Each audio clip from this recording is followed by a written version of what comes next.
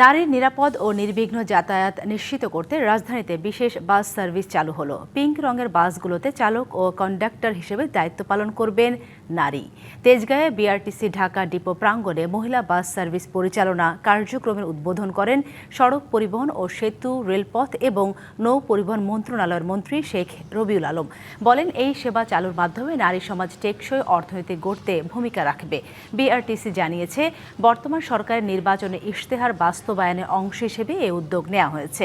এসব বাস নতুন বাজার থেকে Motijheel, Taltala Motijheel, Demra staff quarter Motijheel, Mirpur 10 Motijheel, Mirpur 12 Motijheel, Abdullahpur quarter GPO, Mirpur Motijheel এবং মোহাম্মদপুর মতিঝিল রুটে চলবে। রাজধানীর বাইরে বগুড়া ও চট্টগ্রামে এই বাস সেবা চালু হচ্ছে।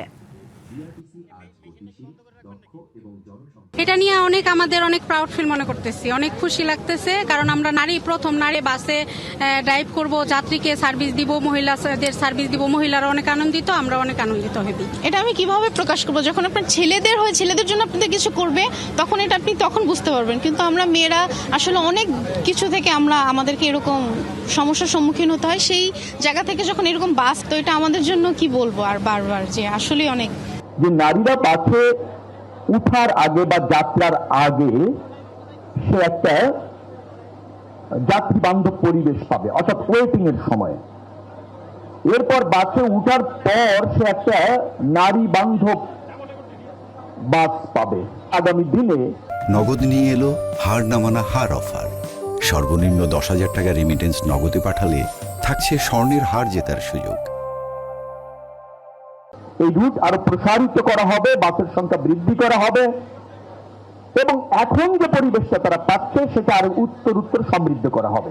রাজধানীতে আজ থেকে চালু হলো নারীর জন্য বিশেষ বাস সার্ভিসের। তেজগাঁও বিআরটিসি ঢাকা ডিপোতে উদ্বোধন করেন সড়ক পরিবহন ও সেতুমন্ত্রী শেখ রবিউল আলম। এই বিষয়ে আরও জানাতে যুক্ত হচ্ছেন সহকর্মী জাকারিয়া খান। জাকারিয়া, নারীদের জন্য বিশেষ বাস সার্ভিসের তো উদ্বোধন হলো, সংশ্লিষ্ট কর্তৃপক্ষ কি বলছে এ নিয়ে?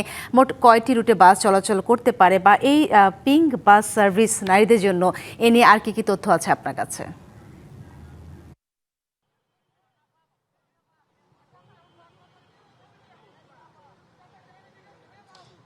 সাথী, ঢাকা, চট্টগ্রাম এবং বগুড়ায় 13টি রুটে মোট 14টি বাস দিয়ে আজকে উদ্বোধন করা হলো বিশেষ মহিলা বাস সার্ভিস। এটি পরিচালনা করছে বিআরটিসি এবং কিছুক্ষণ আগেই কিন্তু সড়ক পরিবহন ও সেতু মন্ত্রী শেখ রবিউল আলম তিনি এই সেবাটির উদ্বোধন করেন এবং এই মুহূর্তে কিন্তু যেই বাসগুলো এখানে ঢাকায় যে 10টি গাড়ি ছিল, সেই 10টি গাড়ির কিন্তু কয়েকটি গাড়ি ইতিমধ্যে বেরিয়ে গিয়েছে এবং তারা বিভিন্ন রুট প্রদক্ষিণ করে কিন্তু তারা আবার এখানে এই তেজগাঁও যে ট্রাক ডিপো রয়েছে এই ডিপোতে ফিরে আসবেন।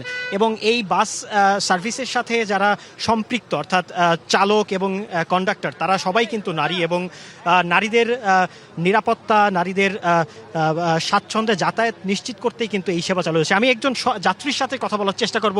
আপা, আমাদেরকে একটু জানাবেন যে এই বাস সার্ভিস চালু হতে আপনাদের কেমন লাগছে?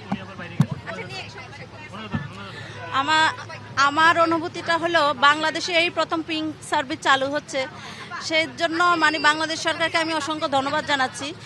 আর আমরা নিরাপদে এবং স্বাচ্ছন্দ্যে যাতায়াত করতে পারবো, এর জন্যই সবচেয়ে আমাদের কাছে ভালো লাগছে। এই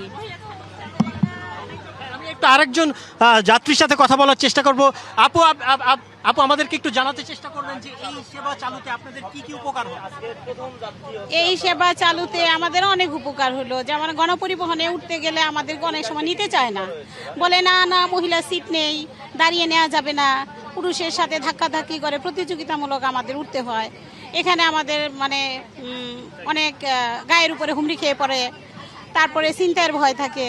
তো এই বাসে উঠলে পরে, মহিলা বাসে উঠে আমাদের ওই সমস্যাগুলো থাকবে না, আমরা নিরাপদে যাতায়াত করতে পারবো।